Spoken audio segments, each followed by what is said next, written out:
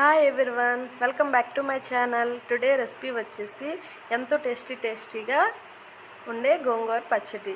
ఈ విధంగా పచ్చడిని ప్రిపేర్ చేసుకుంటే 5 months పాటు పాడవకుండా క్లీన్గా ఉంటుంది. సో ఇంకెందుకు లేటు, ప్రాసెస్లోకి వెళ్ళిపోద్దామా. ఇప్పుడు 5 కట్టలను గోంగూర తీసుకొని నీట్గా వాష్ చేసుకొని ఎండలో ఆరబెట్టుకోవాలి, తడేమీ లేకుండా. ఇప్పుడు ఒక కడాయిలో 2 tablespoon ధనియాలు, 1 tablespoon మెంతులు, 1 tablespoon జీలకర్ర వేసి బాగా ఫ్రై చేసుకొని పక్కన పెట్టుకోవాలి. ఇప్పుడు 10 to 12 ఎండుమిర్చిని కూడా ఫ్రై చేసుకొని పక్కన పెట్టుకోవాలి. అలాగే అదే కడాయిలో 2 tablespoon వరకు ఆయిల్ వేసుకొని ఇందాక నీట్గా వాష్ చేసుకున్న గోంగూరను కూడా వేసుకొని బాగా ఫ్రై చేసుకోవాలి. ఇప్పుడు ఒక మిక్సీ జార్లో ఎండుమిర్చి, ధనియాలు, మెంతులు, జీలకర్ర, గోంగూరను కూడా వేసుకొని బాగా మిక్సీ పట్టుకోవాలి. ఇప్పుడు ఒక కడాయిలో 1 tablespoon వరకు ఆయిల్ వేసుకొని ఎండుమిర్చి, తెల్లుల్లి పోపులు వేసుకొని బాగా ఫ్రై అయ్యాక మిక్సీ పట్టుకున్న